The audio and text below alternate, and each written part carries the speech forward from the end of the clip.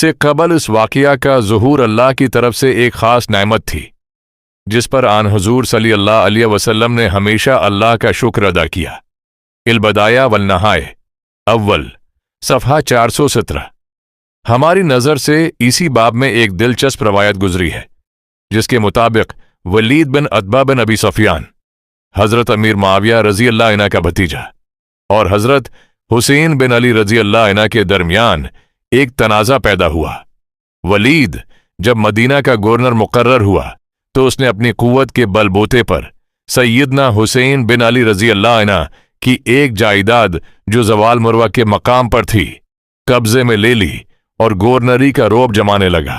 हज़रत हुसैन बिन अली रज़ी अल्लाह अन्हु गवर्नर हाउस में तशरीफ ले गए और आपने फरमाया, आए वलीद, तुम मेरी जायदाद से कब्जा उठा लो।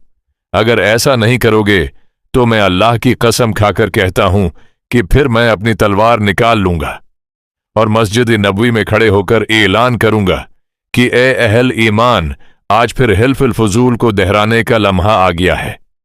अब्दुल्ला बिन जुबैर रज़ी अल्लाह अन्हु भी इस वक्त वहां मौजूद थे।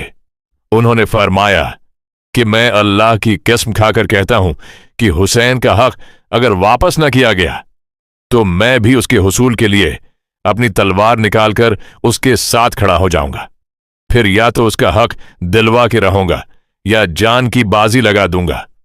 हजरत मुसव्वर बिन मुखरमा बिन नौफल ज़हरी तक ये बात पहुंची तो उन्होंने भी यही ऐलान किया जो अब्दुल्लाह बिन जुबैर रज़ी अल्लाह अन्हु ने किया था। फिर उस तनाज़ा की खबर हजरत अब्दुर्रहमान बिन उस्मान बिन अब्दुल्लाह तीमी तक पहुंची तो उन्होंने भी वही अल्फाज दोहराए। वली मदीना वलीद बिन उतबा को जब उस सूरत हाल का पता चला तो उसने हजरत हुसैन रज़ी अल्लाह अन्हु का हक उन्हें वापस देकर राजी कर लिया। इल-बदाया वल नहाए अव्वल सफ़हा 417।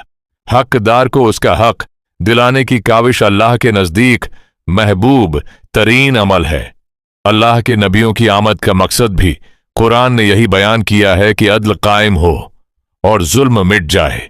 मजलूम के हक में अगर लोग उठ खड़े हों तब वह दौर में जालिमों को उनके सामने घटने टेकने पड़ते हैं।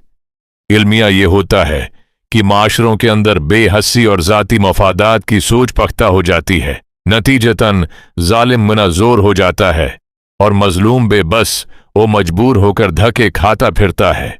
सुन्नत रसूल सल्लल्लाहु अलैहि वसल्लम किस कदर वाज़ेह है कि जुल्म का खात्मा शान मोमनाना और फर्ज ऐन है। आज इस जज्बे को फिर से जिंदा करने की जरूरत है।